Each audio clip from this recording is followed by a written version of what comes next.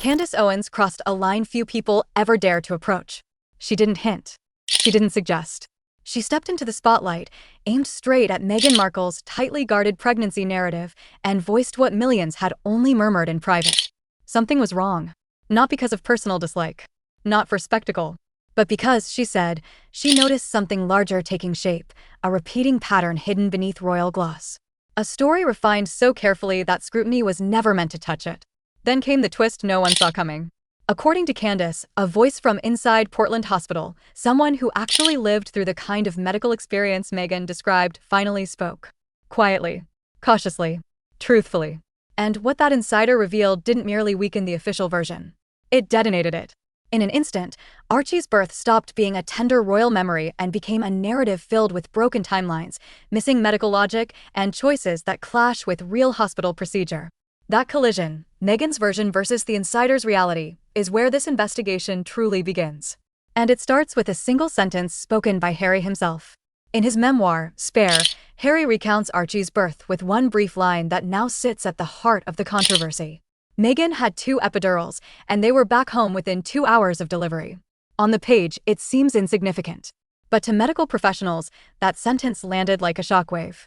Because for it to be true, Meghan would have had to give birth, recover from anesthesia, receive full medical clearance, and exit the hospital almost instantly.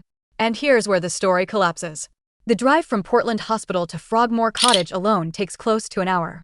Which means every other step, delivery, post-birth care, monitoring, paperwork, discharge, would need to fit into the remaining 60 minutes. That isn't fast. It isn't rare. It's impossible. No doctor approves that timeline. Not after an epidural, and certainly not after 2, a claim that already contradicts basic medical practice. Harry's timeline doesn't stretch. It snaps. And that fracture pulls us deeper into the mystery. Before medicine even enters the picture, geography raises the alarm. Portland Hospital sits in the heart of London. Frogmore Cottage rests miles away on the Windsor estate.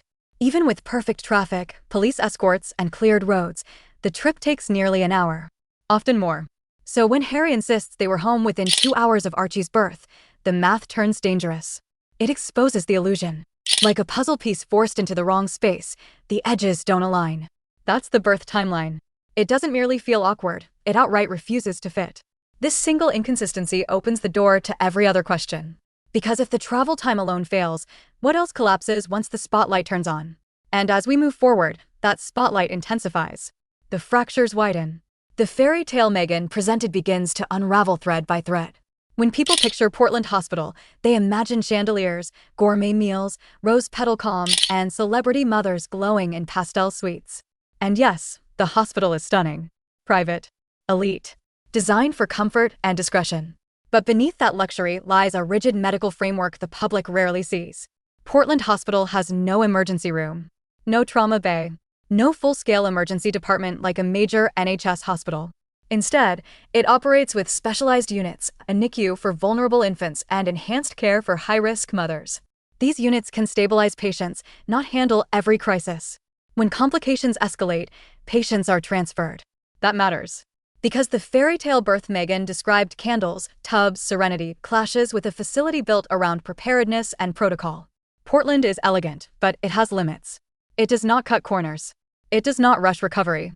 So when the official story describes instant epidurals, immediate recovery, and a 2-hour exit, it contradicts how the hospital actually functions. The hospital's real structure becomes the first quiet signal that something doesn't belong. Then we reach the medical core of the story. The 2 epidurals. To most people, that sounds harmless. More pain relief, why not? But that's not how epidurals work. An epidural isn't a pair of injections. It's a catheter placed into the spine, delivering medication through a single system. You don't receive another epidural. You receive an adjustment. For Meghan to have had 2, the first catheter would have needed to be fully removed and a second inserted during labor, an event so rare it usually signals failure or complication. And if that happened, it would be documented, not glossed over. Yet Harry's account describes a smooth, effortless process. No delays. No concerns. No corrections. Doctors don't call that unusual. They call it wrong. And when this detail collapses, it suggests the story isn't just incomplete, it may be engineered. Which brings us to the next contradiction, the setting itself.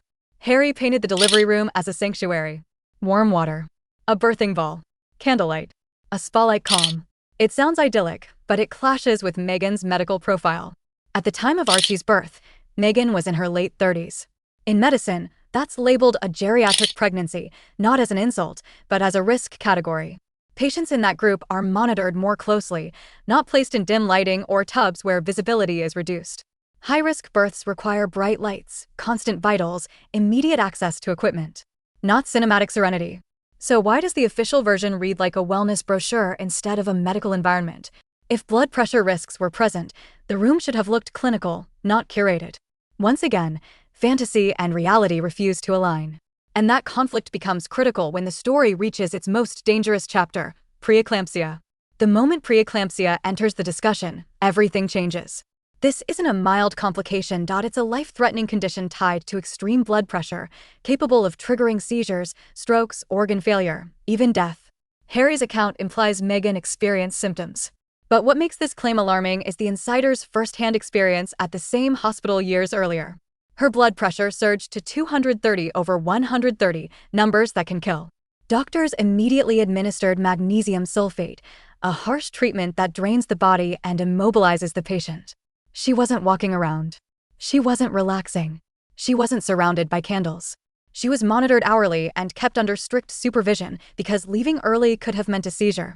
Now compare that to Meghan's story: smooth delivery, 2 epidurals, home within hours, global travel shortly after. These realities cannot coexist.